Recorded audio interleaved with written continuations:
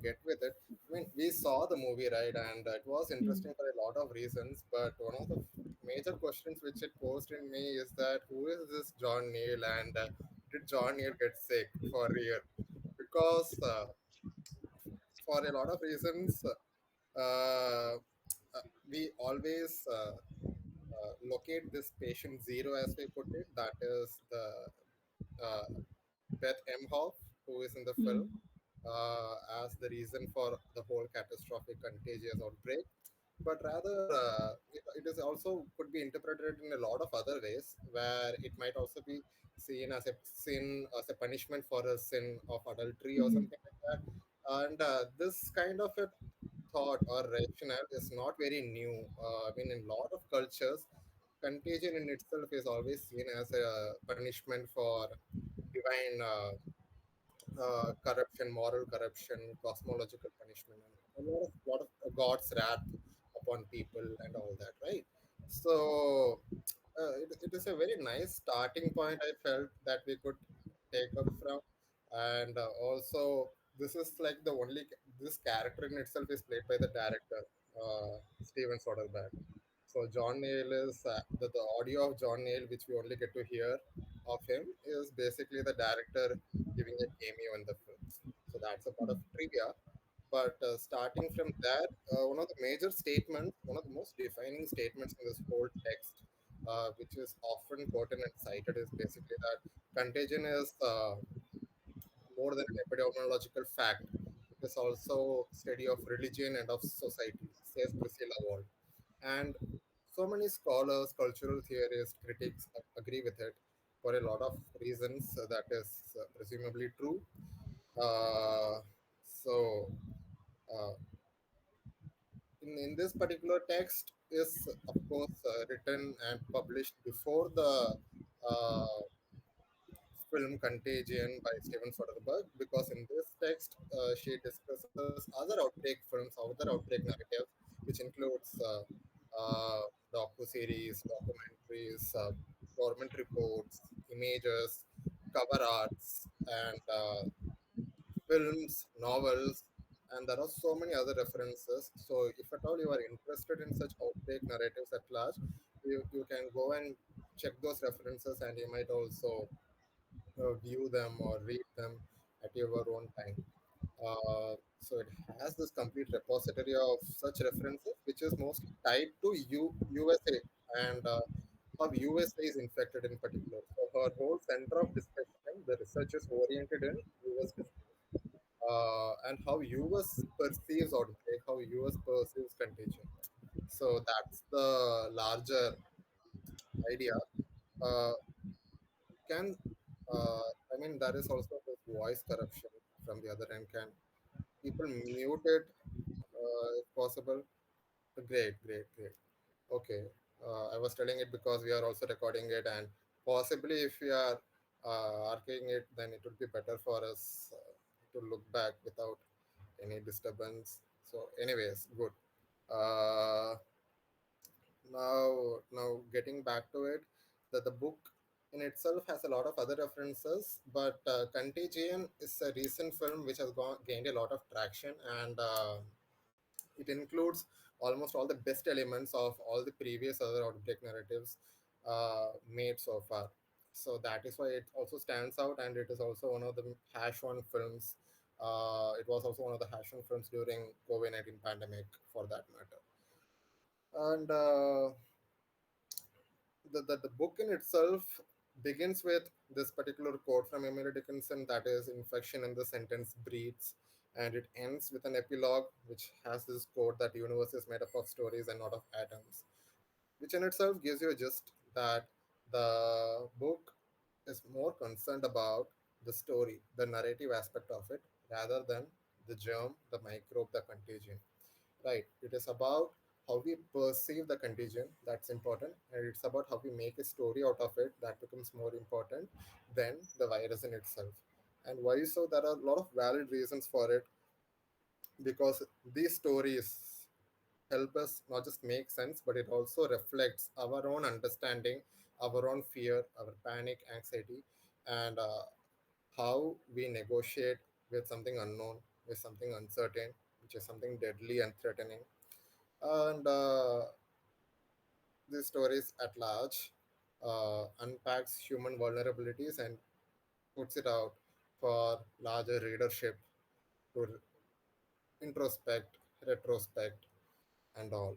So largely there are few content uh, and some of the key points of this text includes imagined immunities, outbreak narratives, terminological and case studies related to epidemics and pandemics, and how contagion breeds with the concept like nation, and how it also creates a viral culture and a cold war scenario, and what's a patient zero and how it is invented. So these are the larger questions that Priscilla Wald tries to answer, or at least discuss. So, to begin with, I would only try to give you a gist of each, and we will later discuss upon it. Um, and maybe we can also compare and contrast from whatever observations we have made about that film. Uh, right? So, to begin with, the book also follows a very same trajectory like this Contagion, right? It begins in yeah, an Asian city. It starts from China's Guangdong province around 12th March 2003, and it depicts the emergence of the first SARS virus, right? The SARS outbreak beginning from there. So starting from there, uh, she rightly mentions that the disease, although it's one of the brand new novel coronavirus, we kept on reiterating it even during COVID-19 that it is a novel coronavirus because disease mutates. The disease is new. In fact, it's not the same one as before, but rather the scenario is pretty much familiar. Uh, and how so? The answer is outbreak narratives, particularly because these outbreak narratives have been produced for when each epidemic or pandemic emerges, right? So, whenever such a outbreak or contagious disease erupts, then we start making a narrative out of it. And more or less, it follows a very similar pattern. Epidemiologists and cultural critics have framed this pattern in a very certain modeled way. Uh, which we will get to. But before that, I will just give you the definition of what she means by outbreak narrative.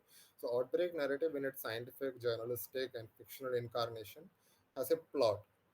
Okay, so it could be a scientific report, it could be a newspaper report, or TV debate, or a fictional novel or film or something like that, or even cartoons and graphic novels. And it has a formulaic plot.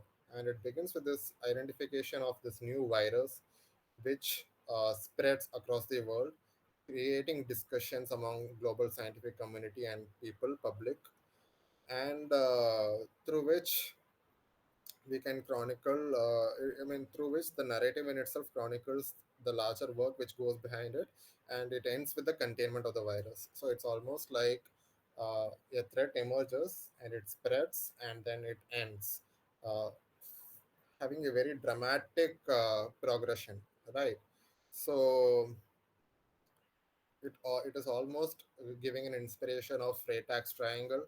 There is this German playwright called Gustav Freytag, who made this particular illustration of how there is an inciting act, and then there is this climax, which really builds up this tension, and then there is this. After this rising point, there is this climax, and then there is this fall of action, where things kind of settle down, and then there is a denouement where things are contained. So this is the trajectory for any drama which happens, be it Shakespearean or even contemporary drama. It almost follows this pattern, right?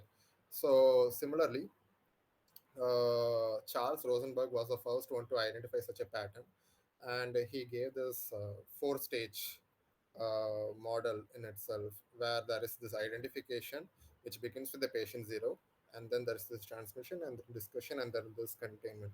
So this plot, as such, Priscilla Ward was discussing, was further crystallized by Charles Rosenberg later on, and I had just made this diagrammatic representation for our own better understanding, right? So, uh, continuing, there are few terminologies. I mean, this book is loaded with terminologies, but it doesn't just jargonize it and throw it around, right? It clearly explains and it really dilutes such hard concepts for even someone who is not from uh, the hard sciences background or public health background to understand more comprehensively. For that matter, it has few of them are particularly patient zero and scapegoats, super spreaders, hyperinfective, and recalcitrant carriers. So all of these include people who get infected by the contagion, and these are different tags given to different people at different time and context. Right? For patient zero, of course, it's sort of a misnomer in the sense that patient zero has its origin, etymological origin, uh, where it was written as patient O, where O actually symbolized someone from out of California, right? And when AIDS was actually spreading rampantly in USA, this O as a symbol was mentioned to note someone who was out of California. The index patient who was Gaten Dugas, which we will later on get to, but his location was out of California, and that O was misread by some scientist as zero, and then the name just stayed on. So that's patient zero, who is always believed to be the first case of this contagion. For instance, in the film, it is Beth Emhoff who is the patient zero, and then there is this scapegoating which happens. For instance, scapegoating automatically corresponds to the patient zero because they are usually the fallen angel who bring the disease and curse along with them, and then it spreads across the world and makes others' life miserable and something like that. So it's always corresponds to the patient zero, but it is not just to the individual that this scapegoating is tied with. Not everyone blames that particular individual.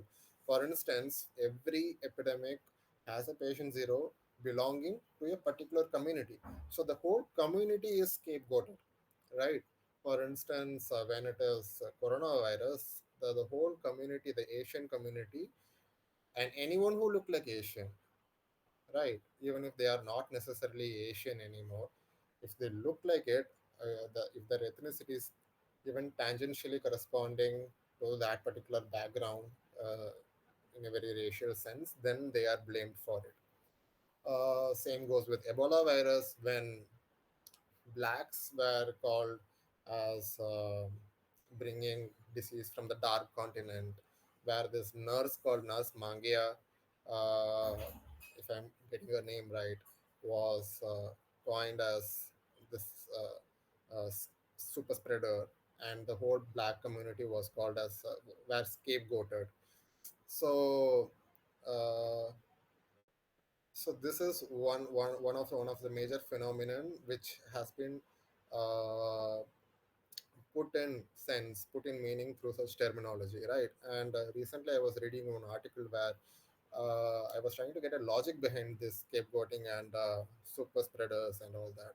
For that matter, I was thinking, I mean, they do not really get any pleasure out of spreading such diseases, right? So why would it even make sense to blame them when they are themselves suffering? So one of these articles, like it was a blog article, but it was stating how it's very primitive of humans to always blame someone or the other. So that is this healthy organism and healthy individual or a healthy society which is always guarded, which is always sealed and bordered. Okay, and we are always on guard. And when a virus comes from outside and threatens us, it triggers our immune system, and we react in ways like fever or other symptoms and something like that. Similarly, uh, society also reacts in a similar way when an outsider comes in, and we immediately perceive them as a threat. Okay, we immediately perceive them as a virus or an alien, and we wonder what threat they might give to us, and we would react in so many ways. So that is why there is always this xenophobia which emerges out of this contagious discourse, which always treats immigrants and uh, someone who is not from the native, who doesn't look like the native, or someone who doesn't act like the native, or someone who doesn't believe in the larger narrative, are always treated as threat, and these communities are always scapegoated. A lot of examples could be given. Uh, and such discussions also ties down to the medical populist frameworks, which separates people as pure people and contagious others, where others always refers to such populations which are minorities, right? So when what happens actually when we tag people under such labels and when we try to trace them, of course it helps epidemiologists to contain the spread of virus, to make a sense of how it is spreading and all that. Like in the film, there was this R naught which they were trying to explain about the reproducibility of the virus, and how it has been spreading from one person to another person. Well, of course, it helps epidemiologists in a lot of ways. It helps government to contain it through military measures and all that.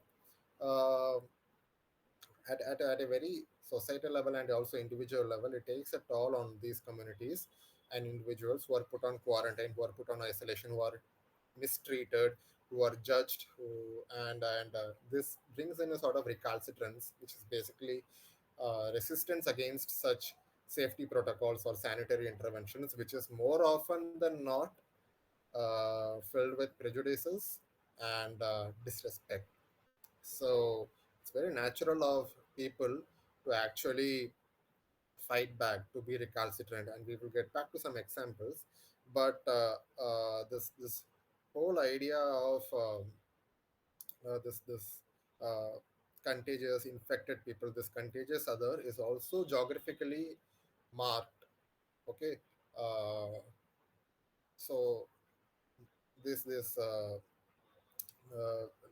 lot of times people would actually say how this disease is actually produced by uh, the consumption of meat, consumption of things which you shouldn't have done, or some illicit activities, and it comes from some such primitive backgrounds of some farms or wet markets of Asia is usually the located region, and this primordial African rainforest, which is usually dark, full of religious superstitions, myths, and that is uncivilized and promiscuous social spaces. So these are the usual spaces that is targeted as the origin of site, which may or may not be true is another debate. That's for epidemiologists to track and decide upon. But it's by default that people would automatically assume or scapegoat people, and these sites and people who live within these sites become the direct or easy prey of scapegoating or blaming. Okay, and that being said, there are several examples throughout history, and in this book, Priscilla Wald gives us few examples of uh, uh, how contagion spreads and how people were recalcitrant and how certain individuals stood out in the discourse of public health as case studies in itself, right? For instance, typhoid Mary, the Mary Malone as she is known, uh, as she is not known, to be honest, she is known as Typhoid Mary more than Mary Malone. She is someone who conforms to this mythic archetype of USA, where there is this Irish immigrant. She, being an Irish immigrant, comes to USA to sustain her livelihood, but then uh, what she happens to do is she doesn't uh, just cook ingredients as a chef, but rather she cooks diseases and she spreads it to people. For that matter, she had a very healthy immune system, and she was fine for a large time. But she carried the typhoid, salmonella typhi, within herself, and uh, It is widely believed that she was spreading it through to the local population over there, and for that matter, she was put in quarantine, not for 14 days, which is the usual protocol. Right, she was put in quarantine for 26 years, and quarantine in itself comes from this Latin word called quaranta, which means 14. Okay, and people back then in very early days, since times of the black plague, used to do this. That people would put them in an isolated hospital or an asylum that is outside the city, surrounded by a trench, and they will stay there for 14 days until they get well or die. That's up to them, but they will be put out in quarantine isolation. Okay, but for Mary Mellon, it was not really the case because cure was not found back then, and she was put in quarantine for 2 years, and then she came out under this uh, promise that she will never cook for anyone else, she will not work in public spaces or something like that, which completely denies her means of livelihood. So she nevertheless agrees but continues to work later on, but she is later caught again, uh, and later and caught again and labeled as notorious for spreading virus despite knowing that she is contagious, right? And then she is put in an island, and she was quarantined there for 26 years, and she died ironically not because of typhoid but rather because of stroke. So Typhoid Mary's case confirms to whatever we have discussed in this idea of patient zero and who is a super spreader and who also happens to be recalcitrant to the public health measures because naturally because of the injustice meted out to her, and how she was scapegoated, and how also being an immigrant comes as important here, even in this case, right? I mean, it's almost someone who is from outside is automatically treated as the scapegoat. He doesn't belong here, so maybe he or she is the virus, right? This community doesn't belong here, so they are the virus, and it automatically gives this community or the population, the nation, a sense of a biological framework, and someone coming from outside uh, is always treated as an outsider or a virus.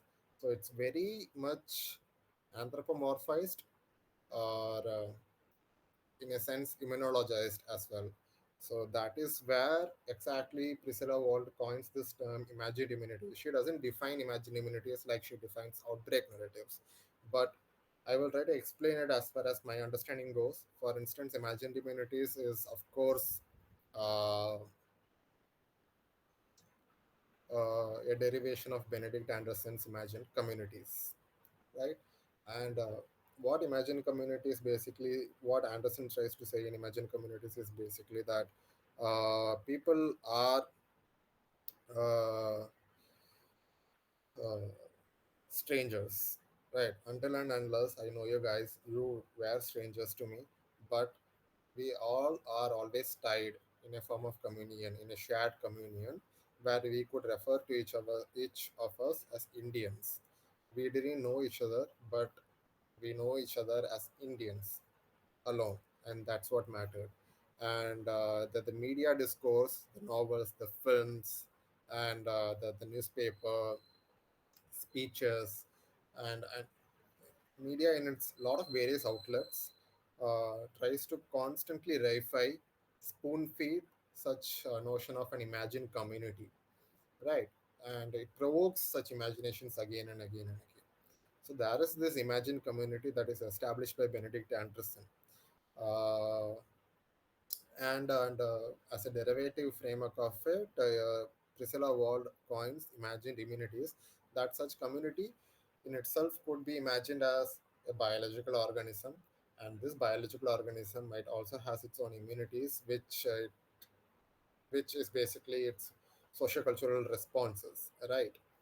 And how it socially and culturally responds to not just a virus, but also people who carry that virus, or people who simply belong to outside. They may not necessarily carry the virus, but they just do not fit into the core population that is imagined previously until then. So that's the case. And for she also defines imagined communities in line with population as Foucault had defined it as a biologically imagined community. So population is a biologically imagined community that is governed by the sovereign through biopower, of course. And then city becomes this space where we can situate this population and this community, where they coexist, where they thrive, where they populate, where they continue to live. City becomes this sterile, uh, sterile cultures. I mean, there is this uh, as we culture bacteria in certain vessels, right? Like so similarly we can take this metaphor as city being this sterile space where we cultivate human population. So that being that, there is also something like ghetto, which comes in the margins, which comes in the suburbs, where it is not so organized, where it is not so sterile. In fact, it is virile. And uh, and and now we will get to how the public health as a discourse comes to play between this distinction of city and ghetto. And uh, and and this is where Priscilla Wald takes on her major discussions on AIDS, right? She began with SARS outbreak, but then the larger discussions of her surrounds AIDS epidemic in US, and how this distinction between city and ghetto, whites and blacks, heterosexuals and homosexuals, and how this binary has always been dichotomized strongly during contagious outbreaks, and how it becomes very polemical is discussed. And she, nevertheless, like we have discussed, it's it's more than a study on virus or bacteria or contagion. It's always about how uh, such depictions were made, such narratives are formed, and fictional depictions of such elements have always been treated as formative for people to understand, for uh, public health to respond in a more effective, just, and compassionate manner, rather than indulging in what they have been always doing, like in the sense of scapegoating or creating recalcitrant carriers and so on. So, Priscilla Wald calls something as a disease of century, AIDS as a disease of century, but she dives deep into it. Like I said, she slowly transgresses from SARS outbreak to AIDS epidemic in US, and she gives a lot of references. Mm, so, but it was also the time when AIDS was seen as, when people were really trying to find out where did this AIDS come from, what's the source of it, so that we can go and erase it, so that it stops propagating itself, right? So a lot of scapegoating happened towards homosexuals, of course, blacks, of course. Uh, she mentions about how Joseph Conrad's Heart of Darkness also represents this disease as diseases of Africanness, this AIDS as a disease of Africanness or something like that. And and and apart from those references, something very interesting is also portrayed. For that matter, Contagion, uh, rather than marking a virus, it also marks a significant transmission of ideas here. And it was the time when AIDS epidemic was prevalent in USA. It was also the time when there was Cold War between US and USSR, and there was this lot of McCarthyan idea that that there that propagated Red Scare. Red Scare, in the sense, people were actually afraid of red, indicating communism, right? So there were two things to be afraid of at the same time. That is something that is red, and something uh, that is invisible in the first place. Something people called AIDS, which people didn't really have so much of an idea of. So these two things, in a sense, merge together, and that makes it, in a sense, a disease of the century, as how Wald puts it.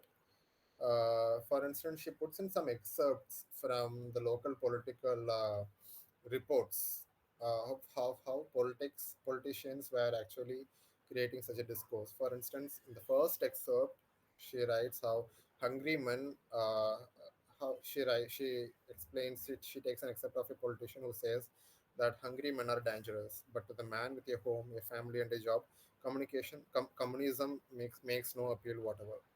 Communistic ideals are germs in the body politic, hostile but harmless, so long as that body maintains a healthy condition and reacts normally to human needs. They are dangerous only when the resistance of the body becomes weakened through social or selfish errors.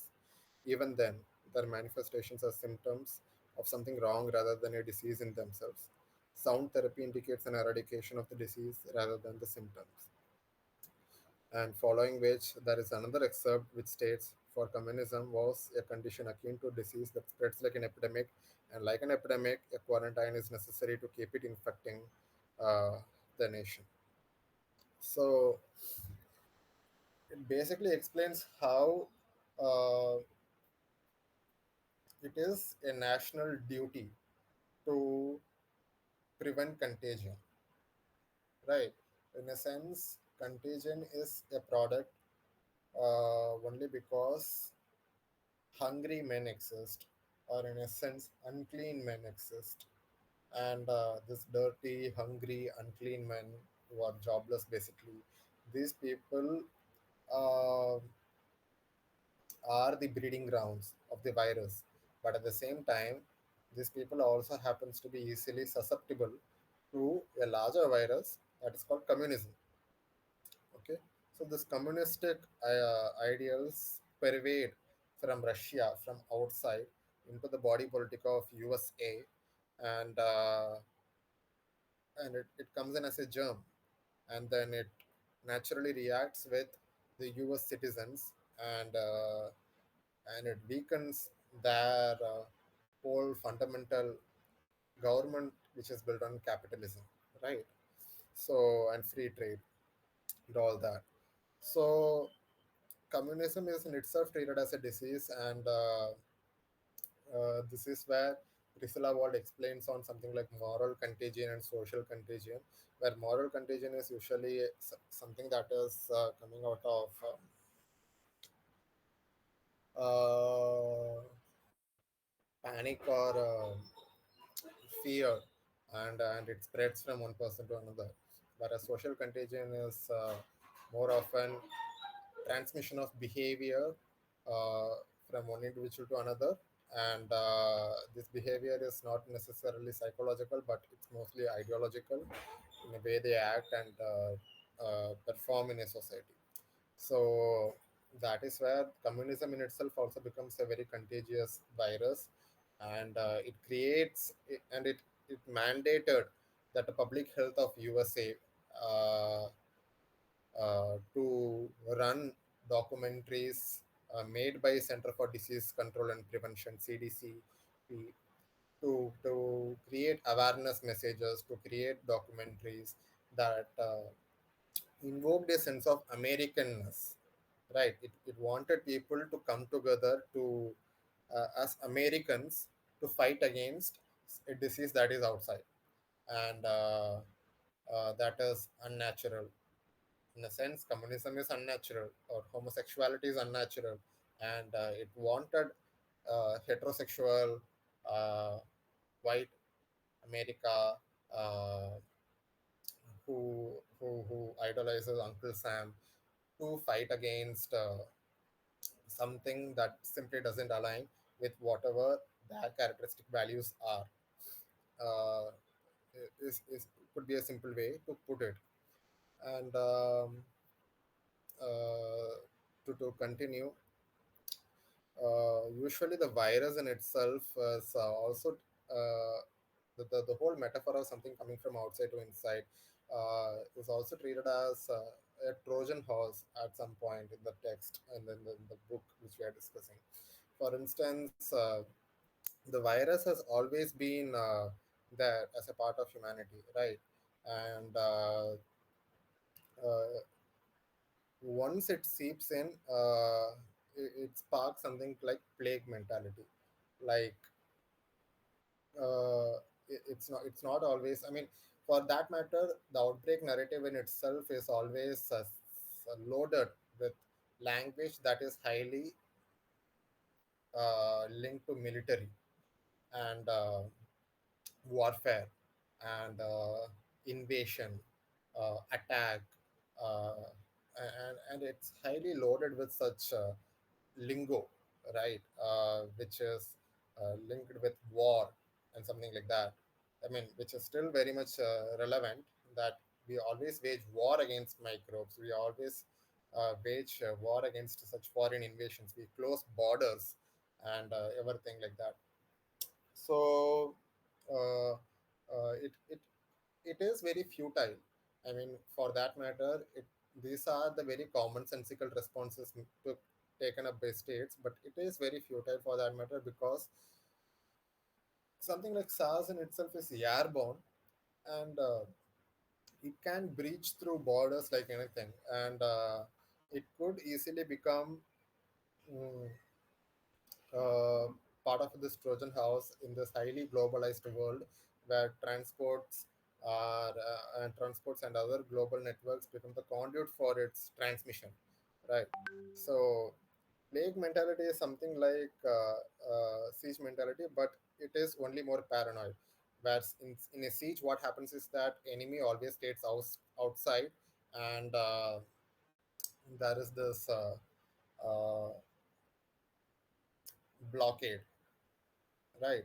Uh, but what happens is that in plague mentality, such enemies are not necessarily outside, but they are already inside, and everyone always lives in suspicion, and always lives in fear, and always uh, uh, suspect one another, and almost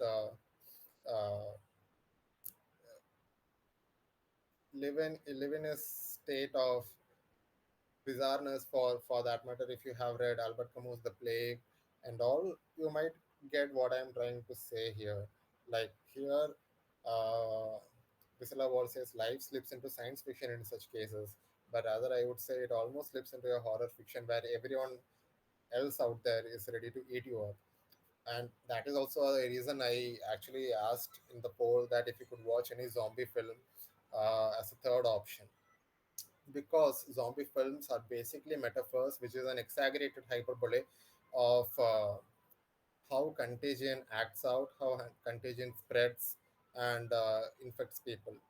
And it almost has the same outbreak narrative trajectory as we have discussed previously. So, yeah, and this is kind of like the last slide where we are getting to the case study of Geetan Dugas, who has been identified as the patient zero. And you can see in the left side, you can see there is zero in the middle of the diagram, where he basically transmits AIDS to a lot of people, to people in Los Angeles, to people in New York, and so on. So uh, this is just to give you an idea of how uh, uh, the whole uh, narrative has always been uh, continuing, uh, but just in different names and with different meanings. For instance, starting from Mary Mellon, from a very different century in itself, to Gaetan Dugas, or when it was swine flu, it was when swine flu emerged in India in 2010, I guess. There was this little girl who was blamed for bringing it to India, and recently, of course, Asians were pointed out as something like that during COVID-19 emergence in Wuhan province.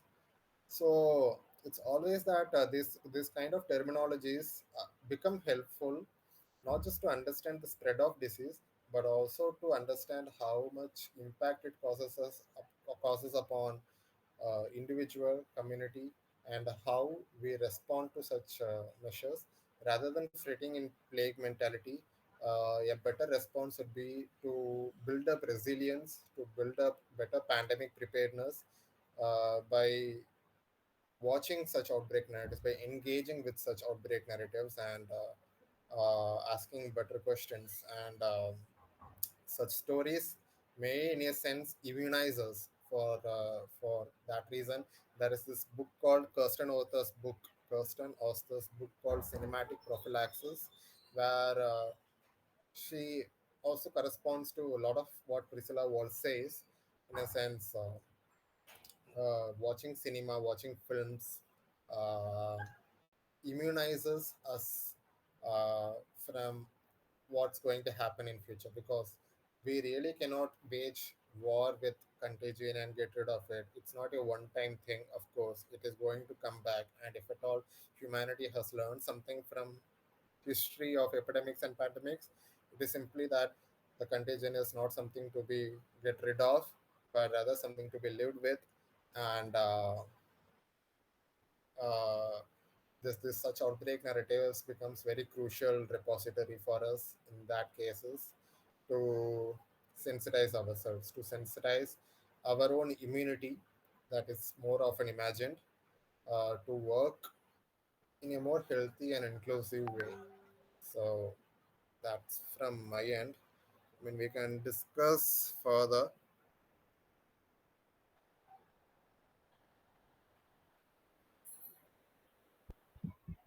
I mean, if you made the slide today morning, then this is a really good slide. I'm quite impressed. It would. Okay, I was just thinking Nice. how I was going through. Was I able to convey it properly? Yeah, yeah, yeah. For Okay, sure. great. It's really nice. And Uh, I just decided I should bring more people into it because this should be listened by a whole lot more people, more than just the three of okay, us, right? That's the amount of good to know effort that. that you put into it. Mm, Like I was also thinking about it, like if you could just start bringing people more now, and a for lot of sure. crowd would bring a lot of questions. So maybe we should Mm, start adding people right from now on. yeah, And yeah. Mm, yeah, I mean, for regarding this book, I think I have read it before I gave my proposal, so it helped me in a mm, lot of way. I am working mm, on history of pandemics and epidemics, and it helped me in a lot of mm. way to understand such terminological concepts, which helped me build my proposal. And that is why I was like, maybe it is time to revisit now after 2 years or 3 years. So uh, it is actually good. It felt good reading it now and discussing it with you guys. Uh, yeah,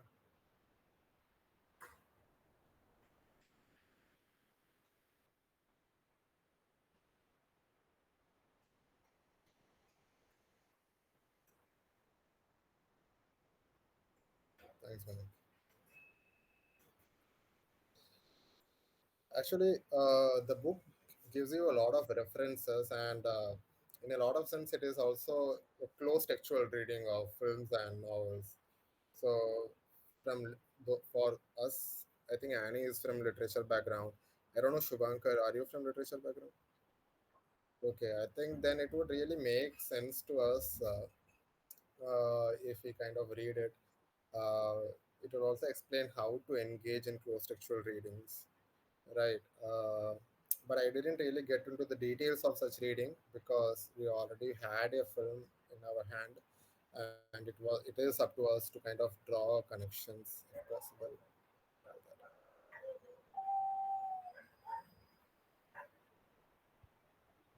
Like any So other can thought? we move on to the film now? You guys, both of you mentioned that you have notes about the film, that you have a couple of screen grabs. Yeah. So. I was Nothing can about to stop add that. some screenshots. I had my own plans about it, but like I said, uh, it is a last minute preparation, so I couldn't do much.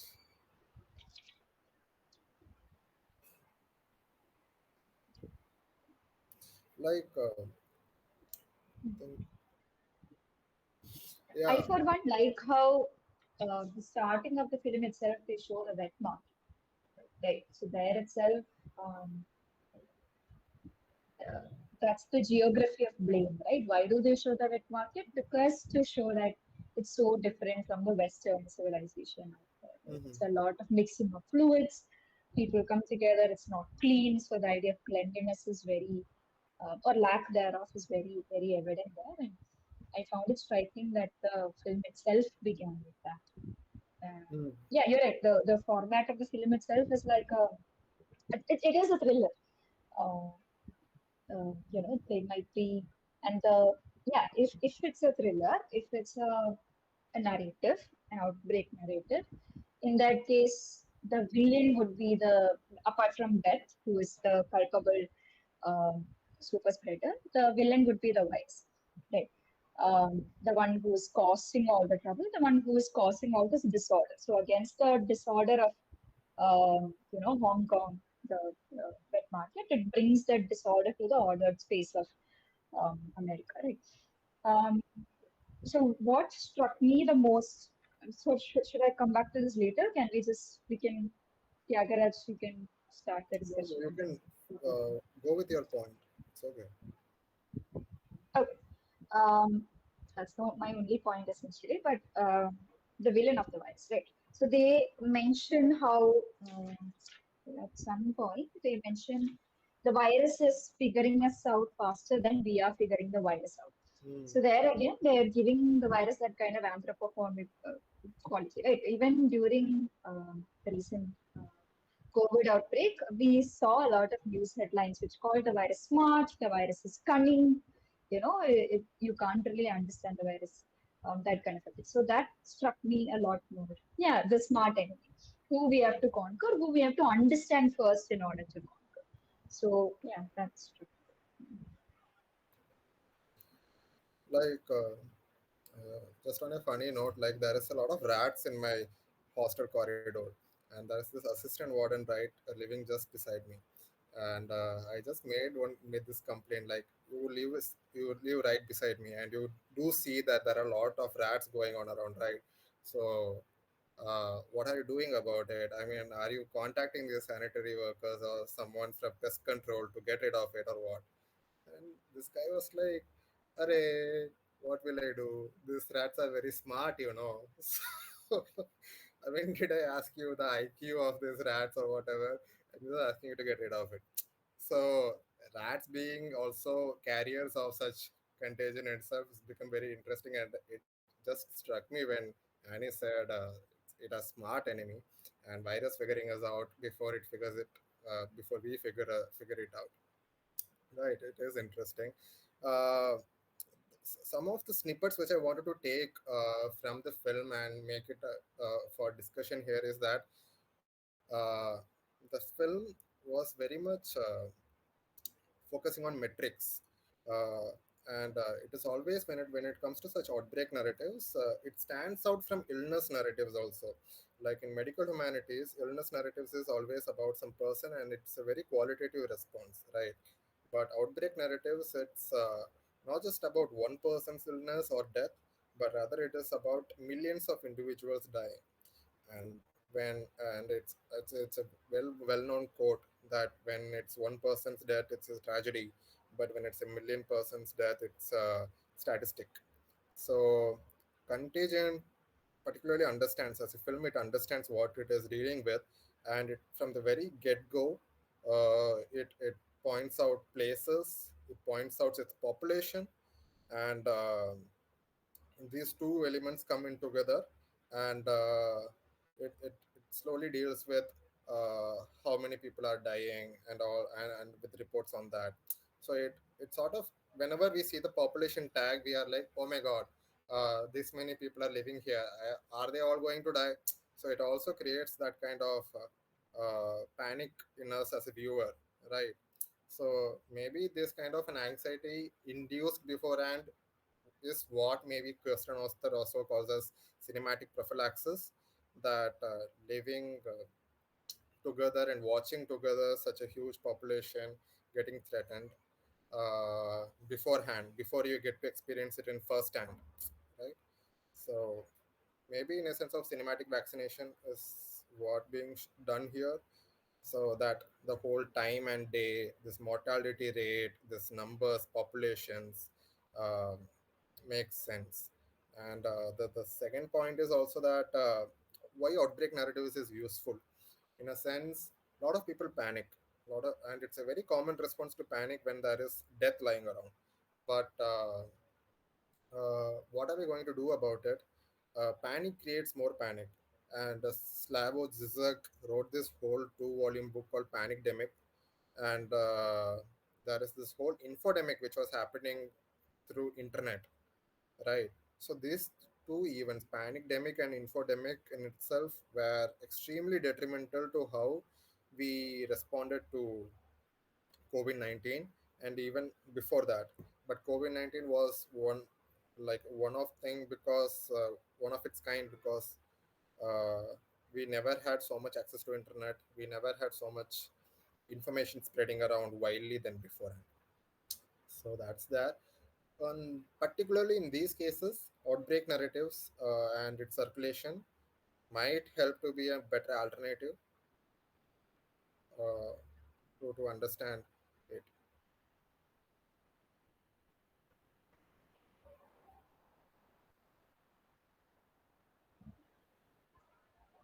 I also like how it showed a lot of stuff, right? It was not just about, um, yeah, it was not just about, it was about all the other things that happen in the wake of a pandemic event like this. So one instance would be the conspiracy theory guy, Jude Law, Mm, Alan, his name is. Like, I found that really striking, especially after our COVID experience. People trying, that's also people trying to find their own explanation to stuff. So I found that really interesting. And also, how there was this one guy that approaches Alan, some a stock market guy, right? He mm, wants to predict the stocks. So that's also how neoliberalism also has a, a hand to play in the wake of all the damage that happens. And it also mentions the nursing strikes.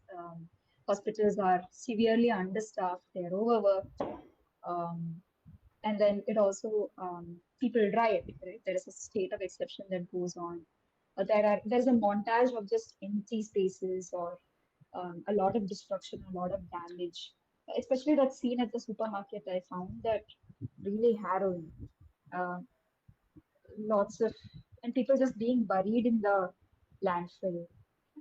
They even mentioned we've run out of the body tags. We have to import more body tags from Canada. It's like that. So I think it's a brilliant movie in that it covers a lot of stuff that a lot of other movies might find just so complicated to even mention. mm,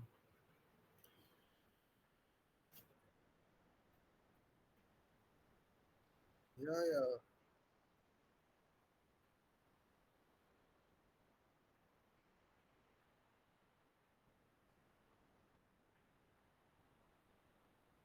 Mm.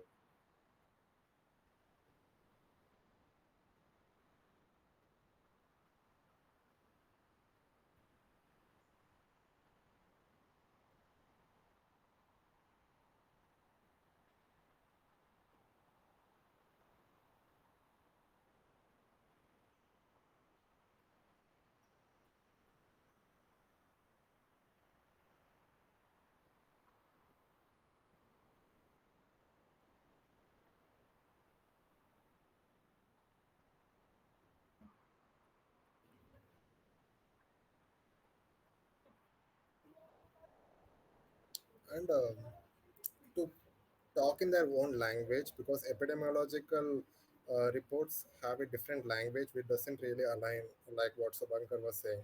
So these kind of truth spillers or whistleblowers take up this role of speaking to people in their own language, and more often than not, they gain traction by hyping things than what it is really is, and gaining some sort of clout. Uh, so so for and I think these are the people who play a major role as actors in infodemics, particularly.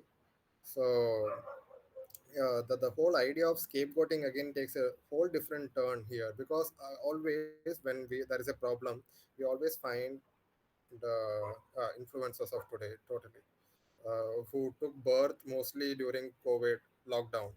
So uh, we always want to point fingers at people, like when there is a problem, like it's not my problem, it's my problem because you made this problem.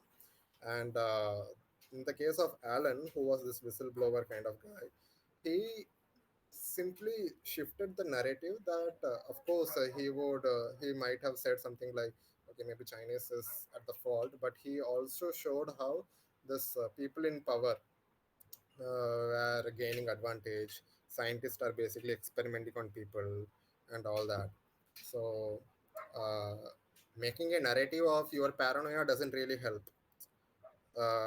Making a narrative of panic doesn't really help.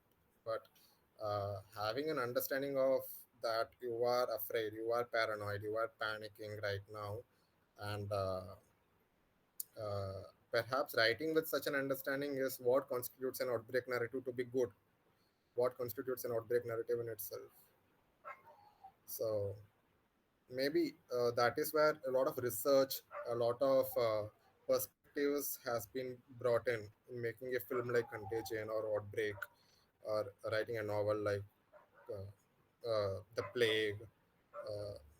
So it brings in a lot of perspective from different people, from from a doctor, from a layman, from an outsider, from an insider.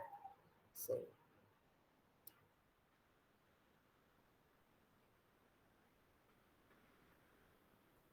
and also like these kind of people give easy hacks, easy solutions, and try to make things very simplified. uh, so making common sense of coronavirus was very much criticized during the pandemic, like how people or politicians, particularly even in India, uh, in the name of making a common sense of it, they simply showed their misunderstanding more, creating more harm than good. So,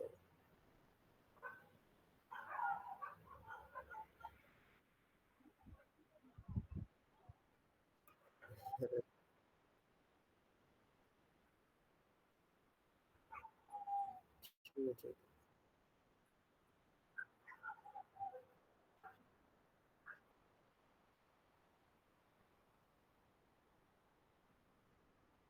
In terms of what example did you put it? Mhm. Right,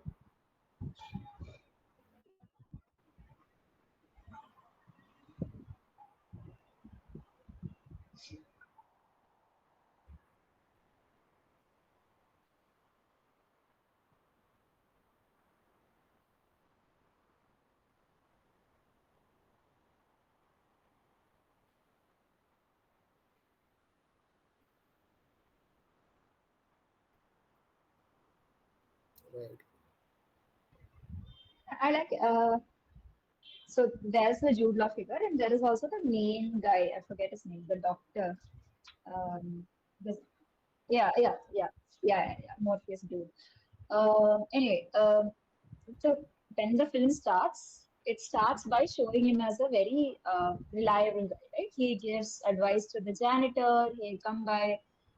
My son, he helps me with the son. So that also shows how there is always the reliable figure. In this case, science, hard science in this narrative is reliable.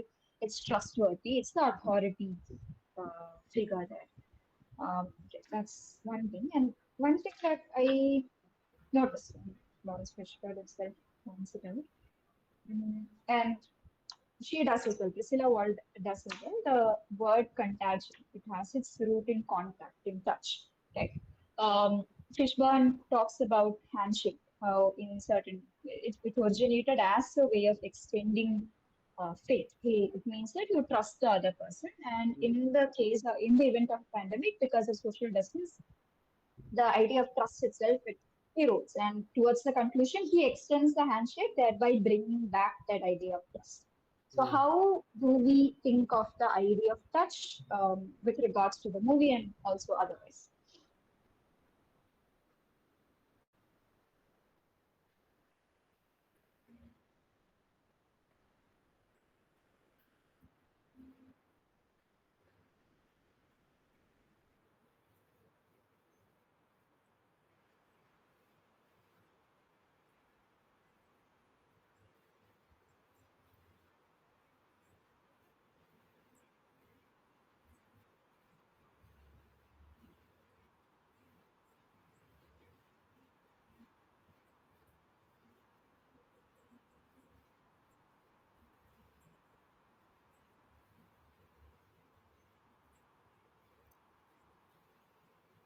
Right. Is a doggy playing with a soft toy? Yeah. What's his name? Mm. Wow. Nice. Cute. Uh, that's cute. So to follow up, I think as much as we discuss about contagion, right? I think it is also very much important to discuss about anti-contagion. So anti-contagion as something is not just simple dismiss. It's not simply dismissing contagion in itself, but rather it is dismissing the protocols or the measures which happens in the name of contagion. Starting from Mary Shelley, the last man, she has been very much vocal from her time against this contagious sanitary measures. She has always been against lockdown or border control or something like that. She would, I mean, there has been excerpts from her personal anecdotes stating that how she would really not want such measures to take place to allow free commerce and trade to happen, because otherwise how would people sustain? People would die out of hunger, people would die out of famine, which you would really not want, right?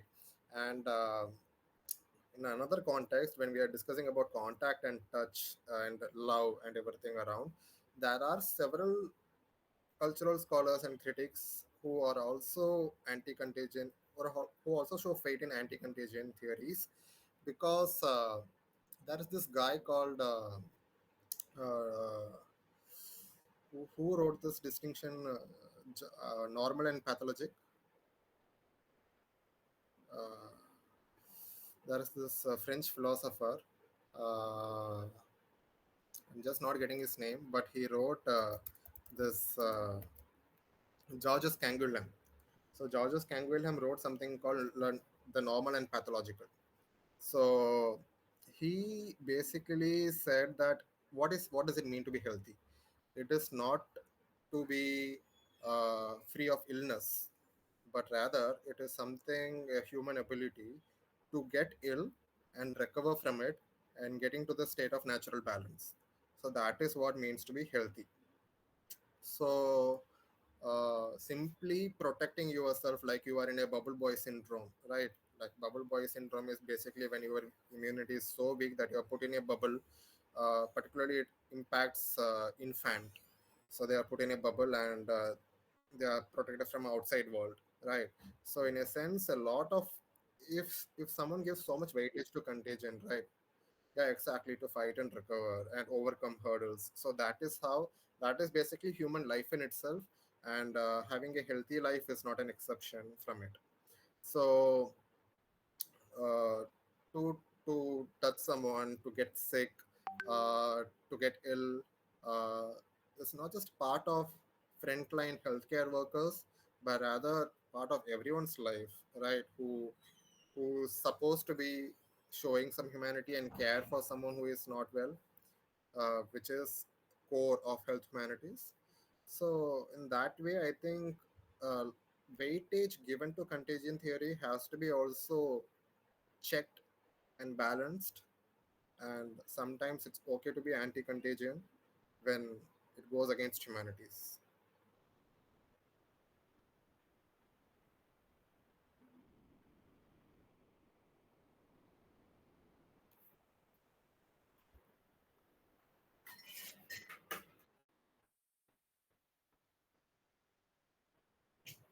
Okay, so anti-contagion as such, it could be read in a lot of ways because it simply dismisses contagion in a lot of levels. Like Giorgio Agamben, he wrote a lot of problematic things during COVID-19 pandemic. He simply discarded it as a flu.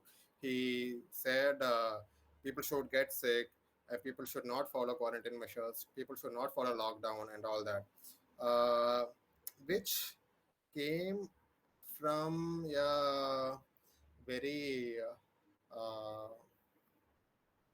what say uh, not from a very educated uh, perspective in a lot of ways, because people are dying and it is, yeah, it's very ignorant perspective. Thanks. So just because you're a philosopher who is very popular, it doesn't mean always that what you are saying is right, because just see outside and see how things are working around, right? But at the same time, uh, uh, people in a lot of sense, I don't know if you guys have watched this film Sura Reporter. uh, that is the Sarfira in Hindi.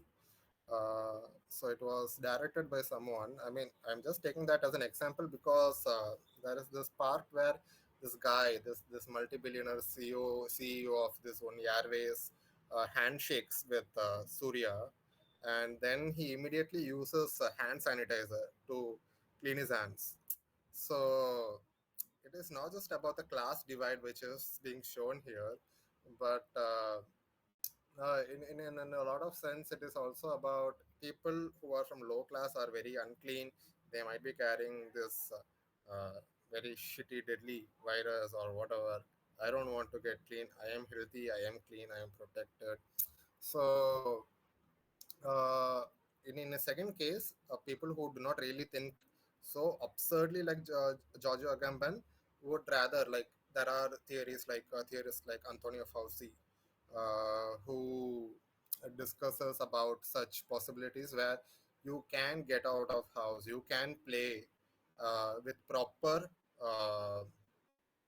safety measures, right? You need not always be so control freak.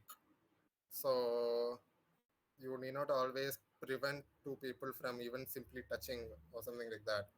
Uh, so you maybe you can work around it. Maybe you can find newer ways of touch.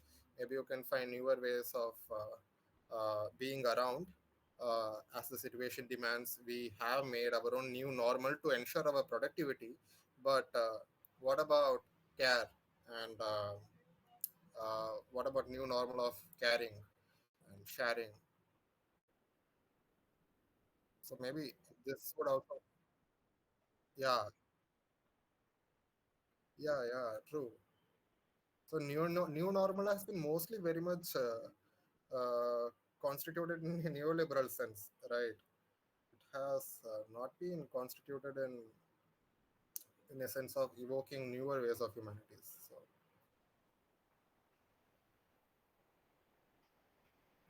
Yeah, new normal is just justified work from home and trying to exploit workers as much as possible, even if they're at home. And that seems like it's new normal is made a change. I didn't hear you clearly. No, I just meant because of this new normal, we have the idea of work from home, Ah, which yeah. has become an kind of an excuse or justification for exploiting workers even more than before. Like So, back in Christ, there was this sir called Animes sir. Okay, he was teaching us political science.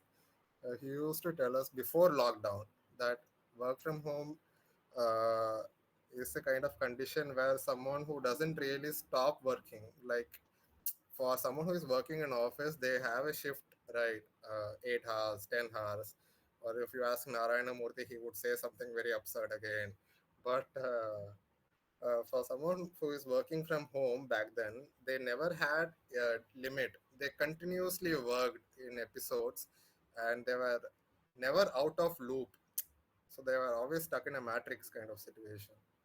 So yeah, and mm, it's almost becoming very hard to ask them about their own well-being, let alone ask about, do you care about others' well-being? Because that's how the situations are at stake as well. So, uh, but anyways, another important point which I wanted to mention, otherwise related to film, is I think,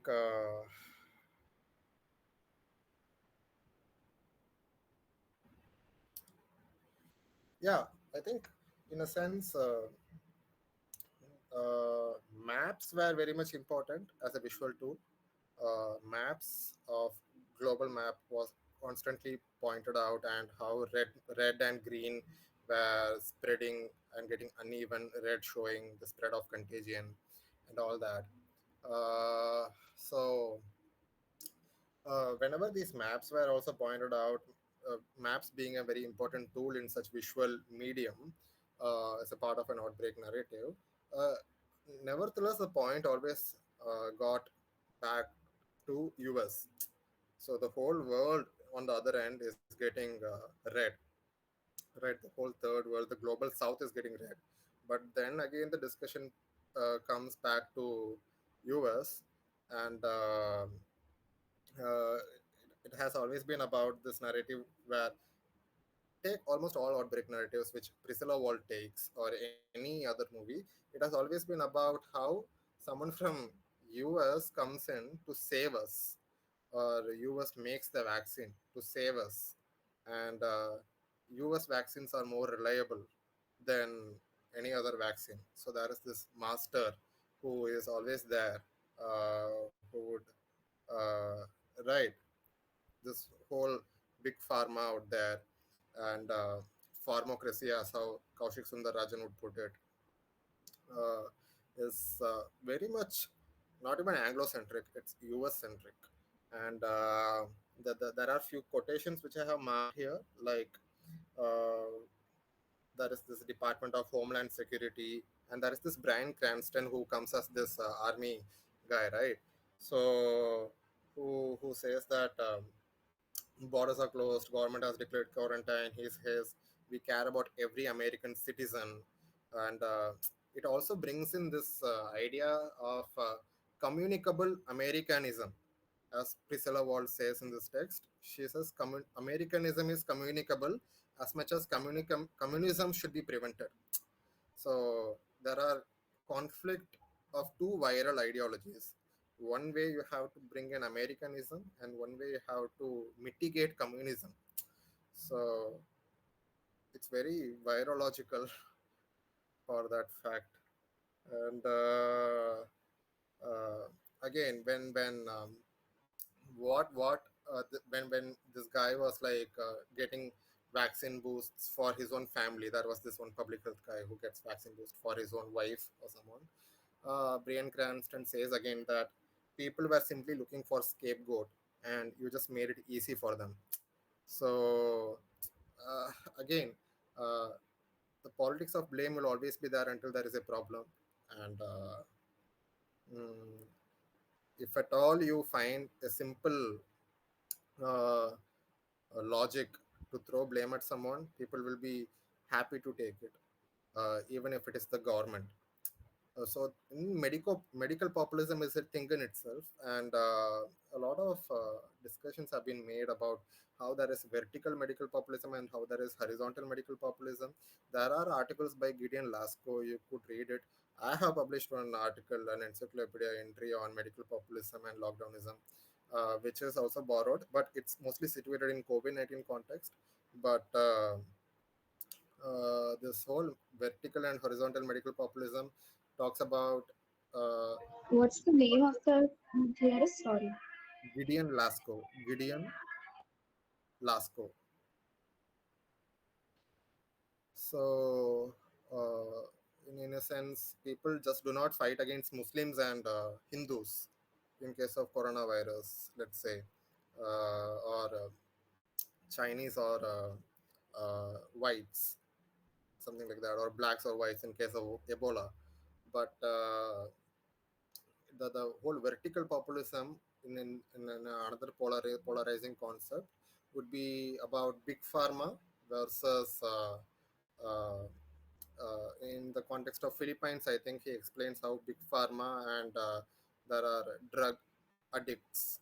There is this disjunct there because there is a drug epidemic in Philippines, and how big pharma was, in a sense, playing a vital role somewhere there. I'm really not recalling the narrative which played out behind it, but the dichotomy was something like that. And even in the case of US, they were finding out some references of vertical populism. So even in this story, they have brought in this US public health versus the common man who had to wait 365 days until they had to get the shot. So that's kind of populism which contributes to blame game and scapegoating. And also military. To come back to whatever you were saying earlier, you mentioned the idea of the military. Sorry about the name. But the military. So one thing that stood out was the vaccination. So people are lining up, and there are sentinels there. People Hmm. from the army who are keeping the guard. People from the army making sure that the quarantine works. So the presence of the state is very quite visible. Yeah, yeah, yeah. There is this another film called Ashik Abu's Virus, Malayalam film. It came after the Nipah virus outbreak.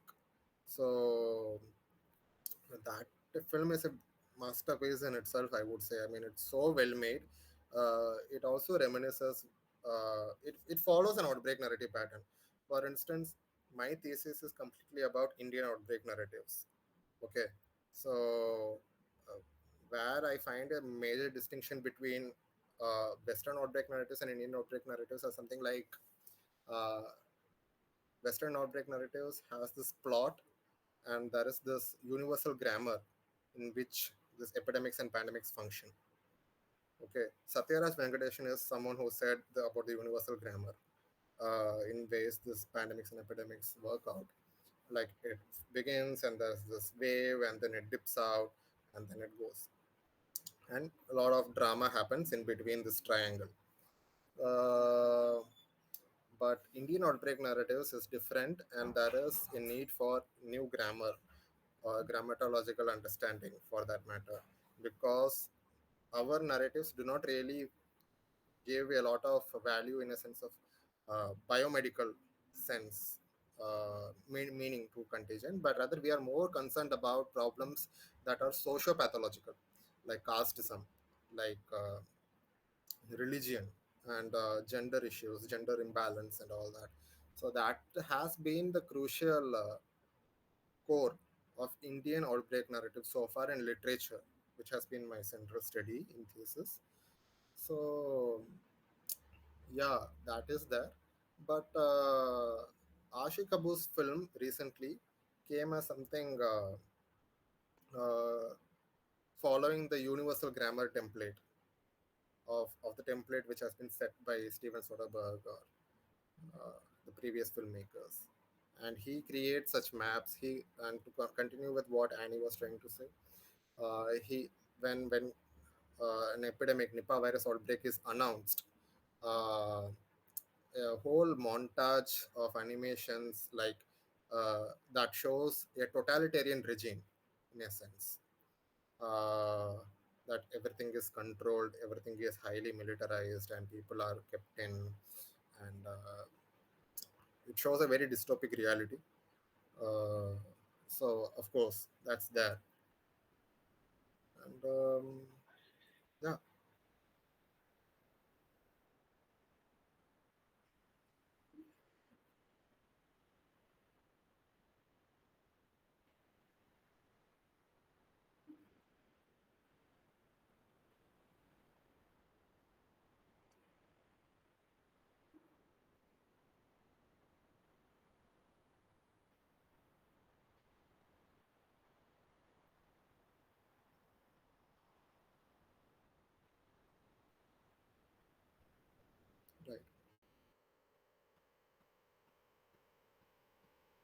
And when Shubankar mentions about masculinity, something which I have understood about, like, let's say, why we have never really given so much. Uh, why has there been a knee-jerk reaction to COVID-19 pandemic? I mean, despite having a long history of pandemics and epidemics in India, why did we have a knee-jerk reaction? Like, it has never happened to us or something like that. No, it happened a lot of times, but why weren't we really prepared for it? It's simply because such outbreak narratives are very scarce in India. It's very less found, except from some colonial records. It's very less scarce, and even if it is found, people or writers do not talk about it large. A lot of reasons have been given. David Arnold, for that matter, in colonizing the body, mentions some reasons like. Uh, um, it, for instance, he takes 1918 Spanish flu into account. So he says it has not been recorded primarily because there was World War going on, and World War is something more masculine, and the whole idea of writing about it, reading about it, going for war and giving your life to it is more respectful, more venerable than talking about someone who died out of fever. So it's more feminine that way. So no one wants to talk about something which didn't have that drama element. Although Outbreak Narrative has drama in it, World War is the all guns blazing, literally spectacle. So that's there.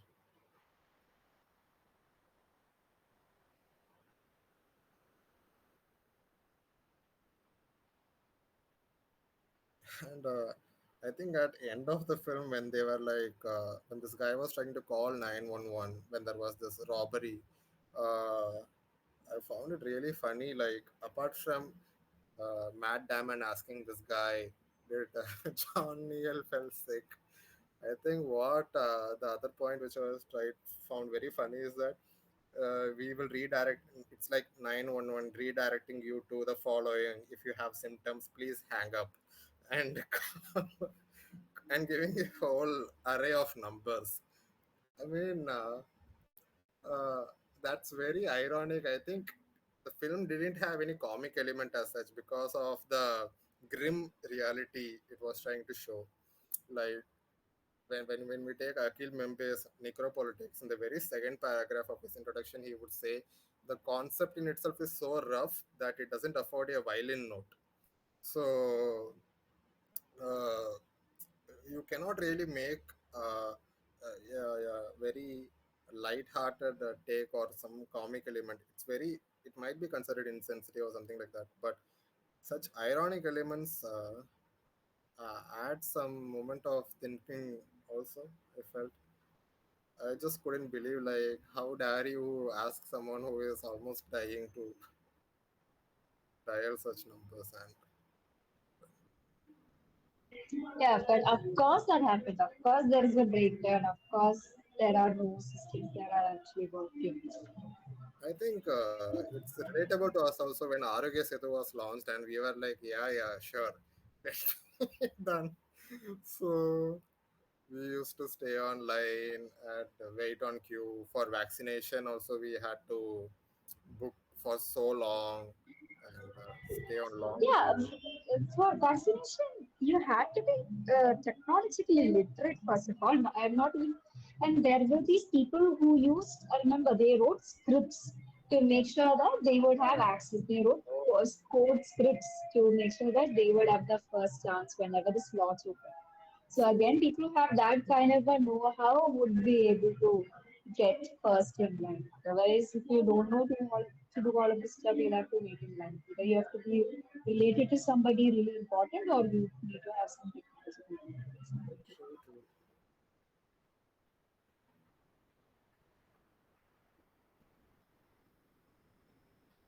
So, any further point, guys?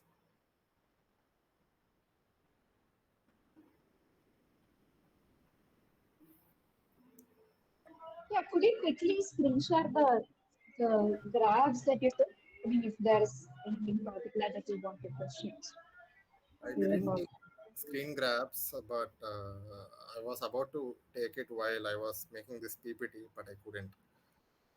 Would you like me to revisit something? If you want to. No, no, no. I just thought if you did, then something.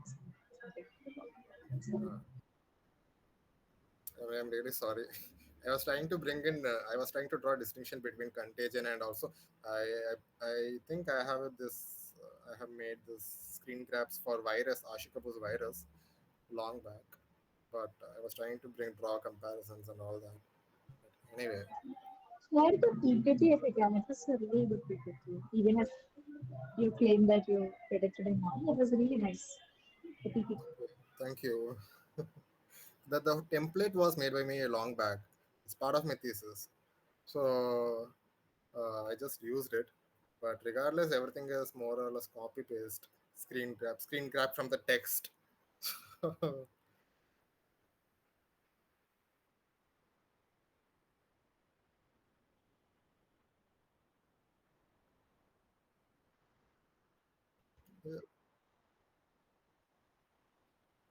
Same, dude, same.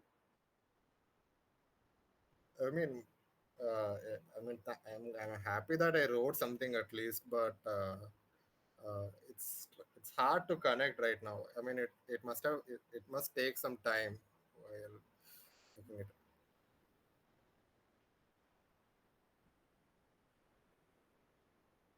Yeah.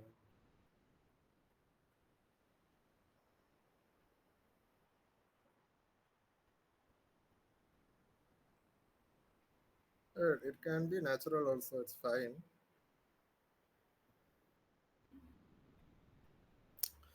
So But I is that found also? this really productive, man. I mean, the fact that we tried to make some connection between the book and the movie. I found that really that this was really nice.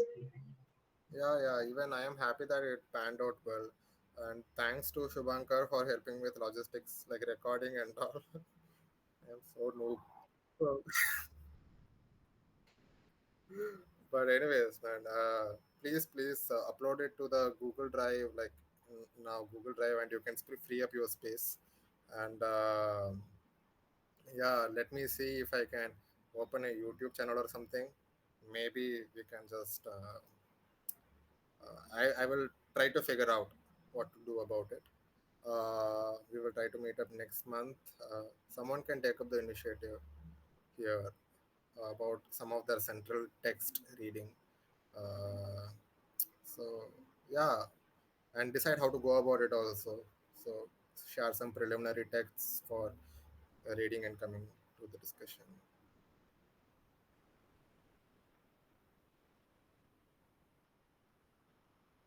Yeah, true, true, true.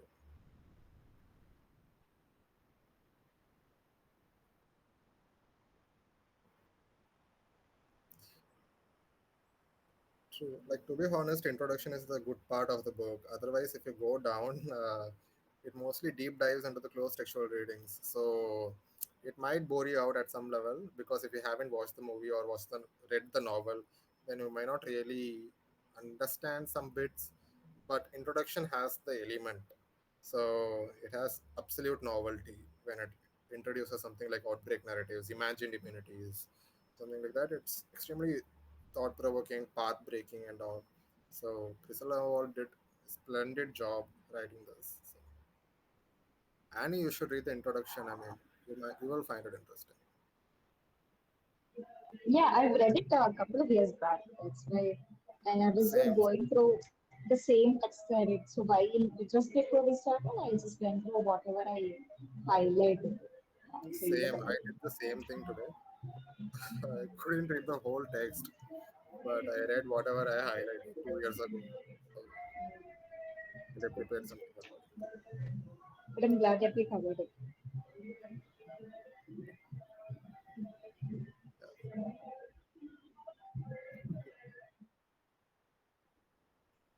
Yeah.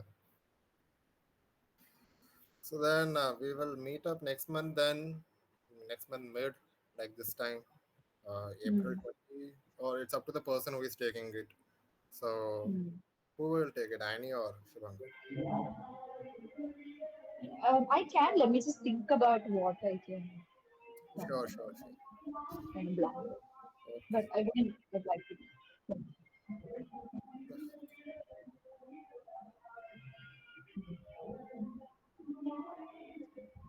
Right. Sure. Then, okay, then, guys, we will meet up next month. Then, thanks for joining in, and it was actually fun. I mean, a lot of stimulating discussion tonight. Okay. Good night.